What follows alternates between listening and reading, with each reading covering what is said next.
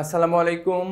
Technique easy এডুকেশনের পক্ষ থেকে সকলকে আন্তরিক শুভেচ্ছা অভিনন্দন জানিয়ে শুরু করছি। আমি মইনুল ইসলাম চলে আসলাম তোমাদের অর্থাৎ নবম দশম শ্রেণী এবং যারা 2026 সালে এসএসসি পরীক্ষার্থী আছো মানবিক বিভাগের তাদের জন্য আমরা মূলত প্রথম অধ্যায় নিয়ে আলোচনা করতেছি।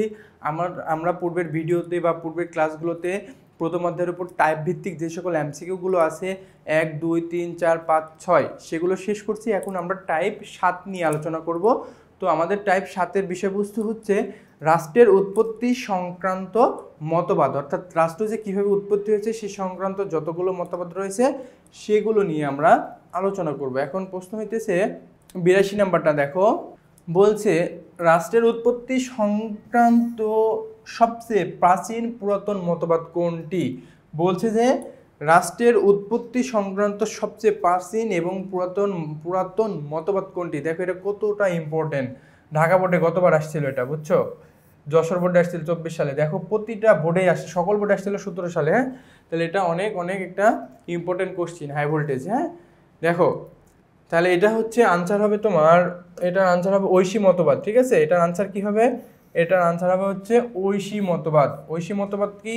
ঐশী মতবাদ হচ্ছে এমন একটি মতবাদ যে মতবাদটি মনে করে যে পুরা পৃথিবীটা সৃষ্টি করেছে একজন সৃষ্টিকর্তা এবং এখানে তিনি স্বয়ং একজনকে পরিচালনা করছে, অর্থাৎ সৃষ্টিকর্তা একজনকে পাঠিয়েছে যিনি পুরা দেশকে তার নিজের মতো পরিচালনা করতে বাধ্য থাকবে এবং যে শাসক থাকবে সে রাষ্ট্রে বসবাসরত নাগরিকদের বা মানুষদের কাছে কোনো ধরনের কৈফিয়ত প্রদান করতে পারবে না, শুধু সে দায়বদ্ধ থাকবে কার কাছে? সে সৃষ্টিকর্তার কাছে দায়বদ্ধ থাকবে। এটাকে বলা হচ্ছে ঐশী মতবাদ। ঠিক আছে, এই মতবাদটা আমাদের দেশে এখন প্রচলিত নাই, বাট এটাকে ঐশী মতবাদ হিসেবে পরিলক্ষিত বা পরিগণিত করা যায়। এরপরে দেখো, বিধাতাকে মান্য করা কোন মতবাদের আদর্শ? মান্য করা মানে মেনে চলা, সেই একই কোশ্চিন, তাহলে এটা ঐশী মতবাদ। আমি একটু আগেই বললাম যে ওই বিধাতাকে বা সৃষ্টিকর্তাকে মেনে চলা হচ্ছে ঐশী মতবাদের মূল কথা। ঠিক আছে, এরপরে 84 নম্বরটা দেখো, বলছে যে বর্তমানে ঐশী মতবাদের প্রভাব না থাকার কারণ কি? বলছে বর্তমানে ঐশী মতবাদের প্রভাব না থাকার কারণটা কি? আধুনিক রাষ্ট্র জনগণের অধিকারকে সম্মান করে। আধুনিক রাষ্ট্র স্বেচ্ছাচারকে উৎসাহিত করে না। আধুনিক রাষ্ট্র কখনো স্বেচ্ছাচারকে উৎসাহিত করতে পারে না। আধুনিক রাষ্ট্র মানবতার প্রাধান্য বেশি বলে না, মানবতা না, এখানে মানবতার কেউ ফেরিওয়ালা না, মানবতাও হবে না। তাহলে আধুনিক রাষ্ট্র যুক্তি বিষয়ক প্রাধান্য বেশি বলে, যুক্তি দিয়ে কখনো কোনো কিছু খণ্ডন করা যায় না, এখানে বাস্তবতার প্রয়োজন হয়। তাহলে কি আমাদের আনসার এই তিনটা কোনোটাই হলো না। তাহলে আধুনিক রাষ্ট্র জনগণের অধিকারকে সম্মান করে, অর্থাৎ রাষ্ট্র এমন একটি জায়গা যেখানে জনগণের জানমাল এবং জনগণের সকল সমস্যা নিয়ে কি করে ব্যাখ্যা করে। এই জন্য তাহলে রাইট আনসার হচ্ছে ঐশী মতবাদ মূলত আধুনিক রাষ্ট্র জনগণের অধিকার এবং সম্মান নিয়ে আলোচনা করে। ঠিক আছে, এরপরে হচ্ছে 85 নাম্বারটা দেখো, কোন মতবাদকে অগণতান্ত্রিক বলে সমালোচনা করা হয়? কোন মতবাদকে অগণতান্ত্রিক বলে সমালোচনা করা হয়? সেই ঐশী মতবাদকেই কি বলা হয়? অগণতান্ত্রিক মতবাদ। কেননা বলতো গণতান্ত্রিক মতবাদ হচ্ছে এমন একটি মতবাদ যে মতবাদে বলা হয়েছে যে সকল ক্ষমতার উৎস হচ্ছে জনগণ, জনগণই হচ্ছে সকল ক্ষমতার উৎস।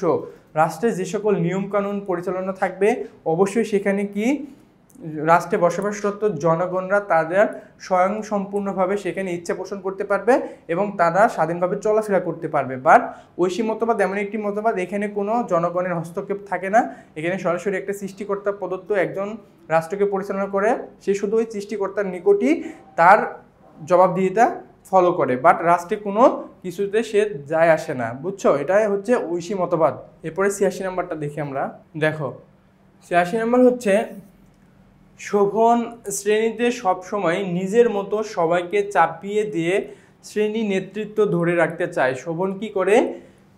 শ্রেণীকক্ষে সবার উপর নিজের দায়িত্ব বা নিজেকে চাপিয়ে দিয়ে শ্রেণীর নেতৃত্ব ধরে রাখতে চায়। কখনো কখনো অন্যদের উপর জোরও খাটায়। কি করে? অন্যদের উপরে জোরও খাটায়। শোভনের আচরণের সাথে রাষ্ট্র উৎপত্তির কোন মতবাদের মিল রয়েছে? শোভনের আচরণের সঙ্গে রাষ্ট্র মিল রয়েছে হচ্ছে বল প্রয়োগ মতবাদ। বল প্রয়োগ মতবাদটা কি তোমাদের এখন কোশ্চিন হতে পারে? বল প্রয়োগ মতবাদ তোমার এর মূল বইয়ে আছে, দেখবা। বল প্রয়োগ মতবাদ হচ্ছে এমন একটি মতবাদ যে মতবাদে, এটি হচ্ছে প্রাচীনতম মতবাদ। বল বল প্রয়োগ মতবাদ এমন একটি মতবাদ যে মতবাদের মাধ্যমে বলা হয় যে শক্তি হচ্ছে সকল ক্ষমতার উৎস। অর্থাৎ একটা প্রাচীনতম কথা আছে যে জোর যার মুল্লুক তার, বুঝছো? অর্থাৎ যার জোর আছে বা পাওয়ার আছে সেই সকল ক্ষমতা প্রয়োগ করে তার সকল কিছু দখল করতে পারে, এটাকে বলা হয় হচ্ছে বল প্রয়োগ মতবাদ।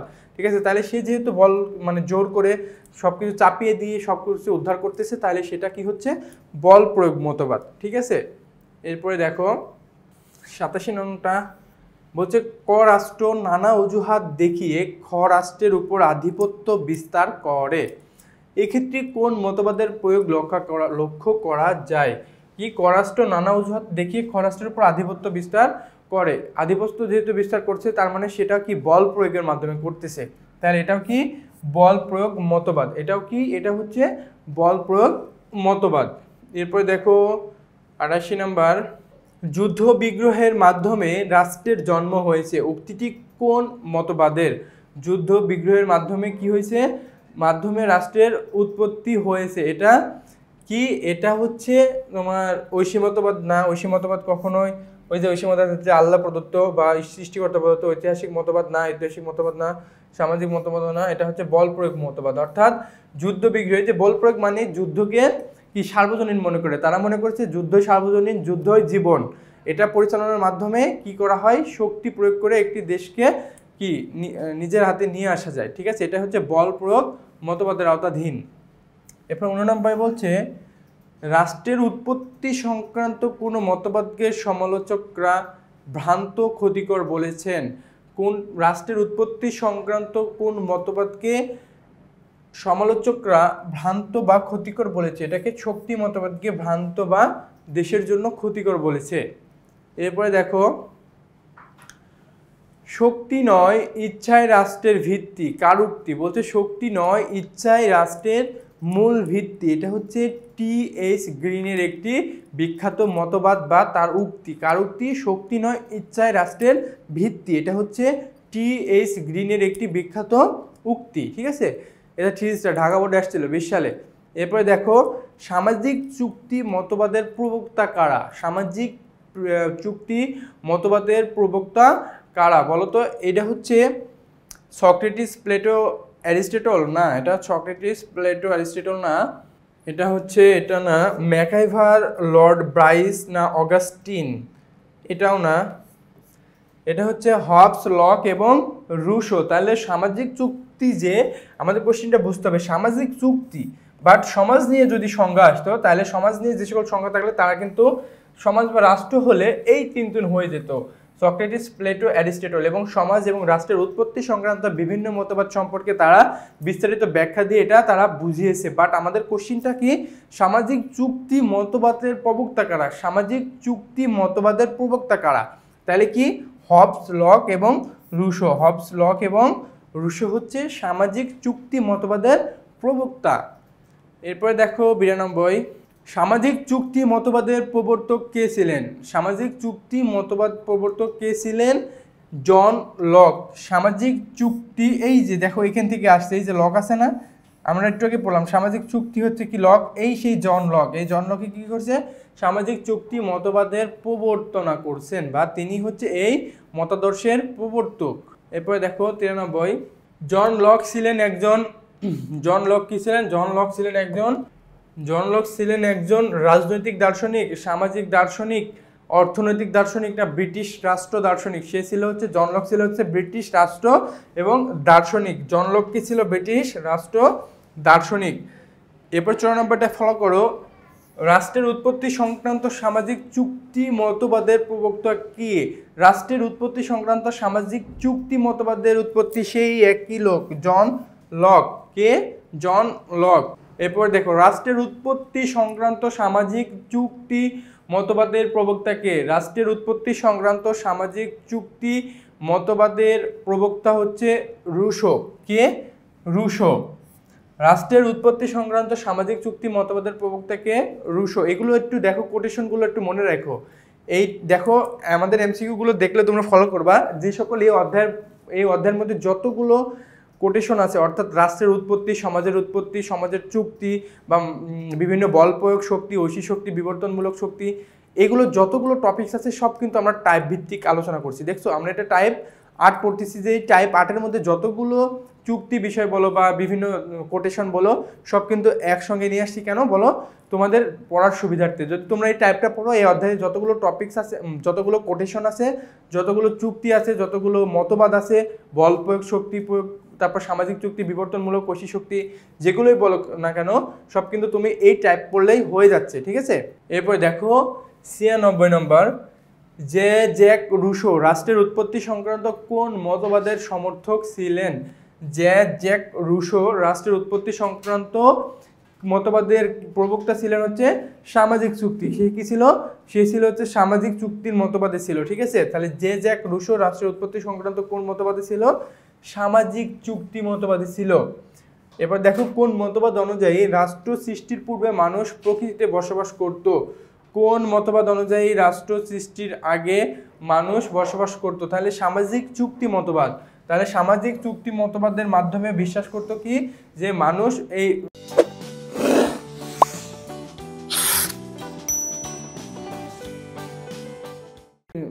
রাষ্ট্র সৃষ্টির পূর্বে প্রকৃতিতে বসবাস করতো। অবশ্যই আমি প্রথমের দিকে তোমাদের বলছিলাম একটা ভিডিওতে যে এখন যে বর্তমানে আমরা সমাজে বসবাস করি, এই সমাজ কি আগে ছিল? আগে ছিল না। এই সমাজটা হচ্ছে বিবর্তনের ফলে হয়েছে। আগে মানুষ বসবাস করতো কোথায়? আগে মানুষ প্রাচীন যুগে বসবাস করতো হচ্ছে বন জঙ্গল, গাছের ডালপালায়, পাহাড়ের গুহায়, তাই না? মানুষ যখন আস্তে আস্তে মানুষ সভ্য হয়েছে, তখন মানুষ ভাবছে যে আমরা একে অপরের উপর নির্ভরশীল হয়ে যখন সমাজে দলবদ্ধভাবে বসবাস করব, তাহলে একে অপরের সাহায্য সহযোগিতা করে আমরা সহজে একটা জীবনযাপন করতে পারবো। এভাবে মানুষ যখন ভাবনা চিন্তার মাধ্যমে আসলো, তখন আস্তে আস্তে আমরা যে এই যে সমাজে বসবাস করছি, এটা একটা বিভিন্ন বিবর্তনের মাধ্যমে এই ফলস্বরূপটা এসেছে। তাহলে কি বলছে যে কোন মতবাদ অনুযায়ী রাষ্ট্র সৃষ্টির পূর্বে মানুষ প্রকৃতিতে বসবাস করত? তাহলে যে সামাজিক চুক্তি মতবাদের মাধ্যমে বিশ্বাস করা হয় যে মানুষ রাষ্ট্র সৃষ্টির পূর্বে প্রকৃতিতে বসবাস করত। ঠিক আছে, এরপরে হচ্ছে 98 দেখি।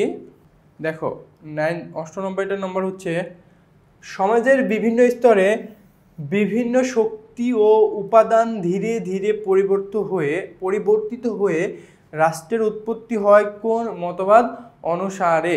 বলছে সমাজের বিভিন্ন ধরনের বিভিন্ন শক্তি ও উপাদান ধীরে ধীরে পরিবর্তিত হচ্ছে, তার মানে বিবর্তিত হচ্ছে। পরিবর্তিত হওয়া মানে হচ্ছে সেটা বিবর্তিত হওয়া। তাহলে বিবর্তিত যেহেতু হচ্ছে, তার মানে এটা বিবর্তনমূলক মতবাদ। অর্থাৎ প্রাচীনকালে যেভাবে মানুষ বসবাস করত, এখন তো মানুষ এভাবে বসবাস করে না। এখন মানুষ অনেকটা সভ্য হয়েছে, মানুষ তার নিজের প্রয়োজন মেটানোর জন্য সমাজে বসবাস করতেছে। তাহলে কি এটা হচ্ছে একটি বিবর্তনমূলক মতবাদ, অর্থাৎ বিভিন্ন শক্তি ও উপাদান ধীরে ধীরে পরিবর্তিত হয়ে এই বিবর্তনমূলক মতবাদটার সৃষ্টি ঘটেছে। ঠিক আছে, এরপরে 109 দেখো, নিচের কোন প্রতিষ্ঠানটি বহু যুগের বিবর্তনের ফল? নিচের কোন প্রতিষ্ঠানটি বহু যুগের ফল? রাষ্ট্র হচ্ছে বহু যুগের বা বিবর্তনের ফল। দেখো 100 নম্বরটা দেখো, বলছে ভাষার ভিত্তিতে গড়ে ওঠা রাষ্ট্রের ক্ষেত্রে কোন মতবাদটি সামঞ্জস্যপূর্ণ? ভাষার ভিত্তিতে গড়ে ওঠা রাষ্ট্রের ক্ষেত্রে কোন মতবাদটি গুরুত্বপূর্ণ? এই সে একই কোশ্চিন, বিবর্তনমূলক। কি বিবর্তনমূলক? অর্থাৎ ভাষার ভিত্তিতে গড়ে ওঠা রাষ্ট্রের ক্ষেত্রে গড়ে ওঠা মতবাদটি কোনটি সামঞ্জস্যপূর্ণ? বিবর্তনমূলকের সঙ্গে। ঠিক আছে, এরপরে দেখো রাষ্ট্রের উৎপত্তি সংক্রান্ত ঐতিহাসিক মতবাদের সমর্থক কে? রাষ্ট্রের উৎপত্তি সংক্রান্ত ঐতিহাসিক মতবাদের সমর্থক হচ্ছে অধ্যাপক গার্নার। অধ্যাপক গার্নার কি মনে করে? অধ্যাপক গার্নার মনে করে রাষ্ট্রের উৎপত্তি সংক্রান্ত বিভিন্ন রাষ্ট্রের উৎপত্তি ঘটেছে বিভিন্ন মতবাদের মাধ্যমে। এটা কে মনে করে? এটা মনে করে হচ্ছে অধ্যাপক গার্নার। ঠিক আছে, এটা মনে করে হচ্ছে অধ্যাপক গার্নার। এরপরে দেখো 102, রাষ্ট্র সৃষ্টির সর্বাপেক্ষা যুক্তিযুক্ত ও বিজ্ঞানসম্মত মতবাদের সমর্থক কে? বলছি যে রাষ্ট্রের উৎপত্তি সংক্রান্ত সঠিক মতবাদের প্রবক্তা, রাষ্ট্র সৃষ্টির সর্বাপেক্ষা যুক্তিযুক্ত ও বিজ্ঞানসম্মত মতবাদ সমর্থক কে? Doctor Garner. এটা আনসার হচ্ছে ডক্টর গার্নার। এখানে দেখছো কতগুলো কোটেশন আছে, মিনিমাম 20টা এখানে এমসিকিউ আছে। আমি চ্যালেঞ্জ করে বলতে পারি তোমরা যদি এইখান থেকে এই টাইপ থেকে এই যতগুলো কোটেশন আছে বা যতগুলো এই যে এইগুলো আছে, তুমি যদি মনে রাখতে পারো 3টা কোশ্চেন এখান থেকে মিনিমাম তুমি কমন পাবাই, সে যে কোনো বোর্ডেই হতে পারে। দেখো এই যে এই কোশ্চেনটা দেখো কতবার আসছে, 4বার আসছে, নিচেরটা দেখো 3বার আসছে বা 2বার আসছে, মানে কোনো না কোনো বোর্ডে আসেই। এখন তোমাকে এমনভাবে পড়তে হবে যেন তুমি, এমন না যে তুমি ঢাকা বোর্ড পড়ো না সেটা ঢাকা বোর্ডে আসছে, এখন কি করার, সেজন্য কোনোটাই বাদ দেওয়া যাবে না, সবগুলোই তোমাকে A to Z পড়া লাগবে, ঠিক আছে। এরপরে দেখো রাষ্ট্রের উৎপত্তি সংক্রান্ত সঠিক মতবাদের প্রবক্তাকে। রাষ্ট্রের উৎপত্তি সংক্রান্ত সঠিক মতবাদের প্রবক্তা হচ্ছে আমাদের সেই ডক্টর গার্নার। এরপরে দেখো ডক্টর গার্নার রাষ্ট্রের উৎপত্তি সংক্রান্ত কোন মতবাদের সমর্থন ছিলেন? ডক্টর গার্নার রাষ্ট্রের উৎপত্তি সংক্রান্ত কোন মতবাদের সমর্থক ছিলেন? বিবর্তনমূলক। অর্থাৎ তাহলে একটা কথা মনে রাখো যে বিবর্তনমূলক যে একটা বিবর্তনমূলক কথাটির সঙ্গে কে জড়িত আছে? Doctor Garner. ডক্টর গার্নার মনে করেন যে বিবর্তনের মাধ্যমে কি রাষ্ট্রের উৎপত্তি হয়েছে। ডক্টর গার্নার কি মনে করছে? বিবর্তনের মাধ্যমেই রাষ্ট্রের উৎপত্তি ঘটেছে, ঠিক আছে। দেখো এই বিবর্তনমূলক কথা যদি আমরা জীববিজ্ঞানে চলে যাই বা আমরা অন্য বিজ্ঞানের সাবজেক্ট রিলেটেড চলে যাই, তাহলে দেখব বিবর্তনের মালিককে চার্লস ডারউইন, ঠিক আছে। বিজ্ঞানের কথা ভাবলে আমরা চার্লস ডারউইন, বাট রাষ্ট্রের উৎপত্তি সংক্রান্ত মতবাদ বা বিবর্তনের মাধ্যমে যে রাষ্ট্রটা সৃষ্টি হয়েছে সেই মতবাদটা প্রদান করছে কে? ডক্টর গার্নার, ঠিক আছে। এরপরে দেখো 105, রাষ্ট্র বিধাতার সৃষ্টি নয়, বল প্রয়োগের মাধ্যমেও সৃষ্টি হয়নি, বরং ঐতিহাসিক ক্রম বিবর্তনের ফলে রাষ্ট্রের উৎপত্তি হয়েছে। এটি কার উক্তি? এটি হচ্ছে ডক্টর গার্নারের উক্তি। ডক্টর গার্নার মনে করে না যে রাষ্ট্র বিধাতার সৃষ্টি করছে এবং বল প্রয়োগ করেও রাষ্ট্রটা কি উৎপত্তি হয়েছে। এটা কে মনে করে না? এটা মনে করে না হচ্ছে গার্নার। কে মনে করে না? ডক্টর গার্নার, ঠিক আছে। এরপরে 106 নম্বর দেখো, 106 নম্বর বলছে যে রাষ্ট্রের উৎপত্তি সম্পর্কে সবচেয়ে যুক্তিযুক্ত গ্রহণযোগ্য মতবাদ কোনটি? যুক্তিযুক্ত গ্রহণযোগ্য মতবাদ কোনটি? যুক্তিযুক্ত এবং গ্রহণযোগ্য মতবাদ হচ্ছে ঐতিহাসিক মতবাদ। কোনটি? ঐতিহাসিক মতবাদ। এরপরে দেখো 107 বলছে ঐশী মতবাদ অনুসারে শাসক একাধারে। ঐশী মতবাদের ফলে শাসক একাধারে কি হচ্ছে? ঐশী মতবাদের ফলে শাসক একাধারে রাষ্ট্রপ্রধান হচ্ছে, সরকার প্রধান হচ্ছে, ধর্মীয় প্রধানও হচ্ছে। দেখো ঐশী শক্তি মানে কি আমি একটু আগেই তোমাদেরকে বলে দিয়েছি। ঐশী শক্তি হচ্ছে এমন একটি শক্তি যে শক্তির মাধ্যমে বোঝানো হয় যে রাষ্ট্রটা সৃষ্টি করেছে হচ্ছে সৃষ্টিকর্তা, অর্থাৎ একজন সৃষ্টিকর্তা রাষ্ট্রকে সৃষ্টি করছে এবং এই রাষ্ট্রটা পরিচালনা করার জন্য একটা ব্যক্তিকে রাষ্ট্রে পাঠিয়েছে যে শুধু সেই তার মতানুযায়ী রাষ্ট্রটা পরিচালনা করবে এবং সকল কিছু সে নিয়ম অনুযায়ী চলবে। রাষ্ট্রে বসবাসরত কোনো কিছু সে অনুযায়ী সে চলতে পারবে না, ঠিক আছে। ওকে, এখন আমরা 108 নম্বরটা দেখি। 108 হচ্ছে আধুনিক রাষ্ট্রবিজ্ঞানীরা ঐশী মতবাদকে অগণতান্ত্রিক বলেছেন কেন? বলছে আধুনিক রাষ্ট্রবিজ্ঞানীরা ঐশী মতবাদকে অগণতান্ত্রিক বলেছে কেন? কারণ হচ্ছে এর মাধ্যমে জবাবদিহিতার সুযোগ নেই। অবশ্যই ঐশী মতবাদের মাধ্যমেই, যে প্রথমে বলে দিয়েছি যে এখানে কোনো জবাবদিহিতা করতে হয় না কারো কাছে। এরপর জনগণের স্বাধীনতা নেই। অবশ্যই এখানে কোনো জনগণের স্বাধীনতা নেই, অর্থাৎ জনগণ চাইলে তার কোনো ইচ্ছা মতো কোনো কিছু করতে পারে না। 3 নম্বরটা কি? শাসকের আদেশ মেনে না চললেও চলে। বলতে শাসকের আদেশটা মেনে না চললেও চলে, এটা বলতে অবশ্যই না, এটা ভুল। শাসকের আইন অবশ্যই মেনে চলতে হয়। অর্থাৎ ঐশী মতবাদ এমন একটি মতবাদ, সেই মতবাদে দেখানো হয়েছে যে শাসকরাই সব, ঠিক আছে। তাহলে এটার আনসার হচ্ছে 1 ও 2। তাহলে 1 ও 2 হচ্ছে এর আনসার, ঠিক আছে। এরপরে 109 দেখো, 109 এটা আমাদের টাইপ 7 শেষ কোশ্চেন। দেখো বলছে যে সামাজিক চুক্তি মতবাদ অনুযায়ী রাষ্ট্র সৃষ্টির পূর্বে মানুষ কই ছিল? প্রকৃতির নিয়ম মেনে চলতো, প্রাকৃতিক সুযোগ সুবিধা ভোগ করতো, যুদ্ধবিগ্রহে লিপ্ত থাকতো? না, এটা যুদ্ধবিগ্রহে লিপ্ত থাকতো না। এটা আনসার হচ্ছে 1 ও 2। অর্থাৎ সামাজিক চুক্তি মতবাদ অনুযায়ী রাষ্ট্র সৃষ্টির পূর্বে মানুষ থাকতো, প্রাকৃতিক নিয়ম মেনে চলতো, আরেকটা কি? প্রাকৃতিক সুযোগ সুবিধা ভোগ করতো, ঠিক আছে। এই দুইটা নিয়ম অনুযায়ী কি হইতো? চলতো।